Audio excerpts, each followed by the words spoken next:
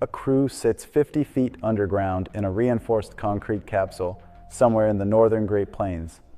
2 officers, 2 keys, 24-hour shifts, watching screens that display the status of 10 intercontinental ballistic missiles in hardened silos, scattered across miles of prairie. The missiles are always ready. The warheads are always armed. The launch sequence can be executed in minutes. The newest missile they're monitoring was built in 1978.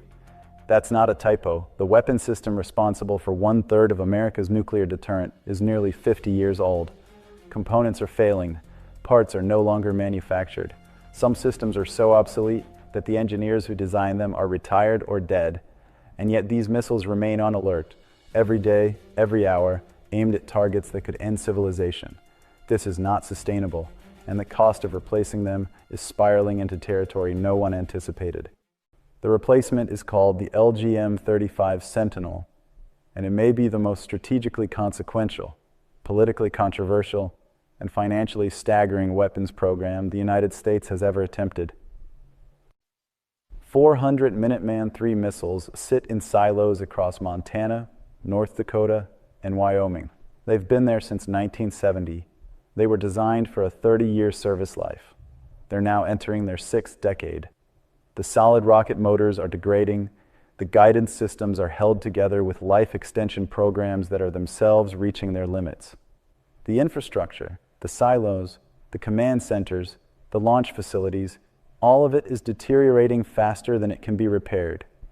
And every day that passes, the risk increases, because these missiles don't just sit there as a symbolic deterrent. They are the land-based leg of the nuclear triad. Bombers can be shot down. Submarines, while survivable, operate in an environment where anti-submarine warfare is advancing. ICBMs are fast, always ready, and create a targeting problem that no adversary can ignore. An enemy planning a first strike has to account for 400 missiles that can launch within minutes.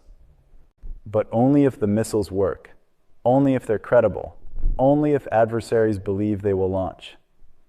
And that credibility is eroding. The contract was awarded to Northrop Grumman in 2020. Initial operational capability is planned for the early 2030s. Full deployment into the 2040s. 400 missiles. Same fields, same mission. Continuous deterrence throughout the transition.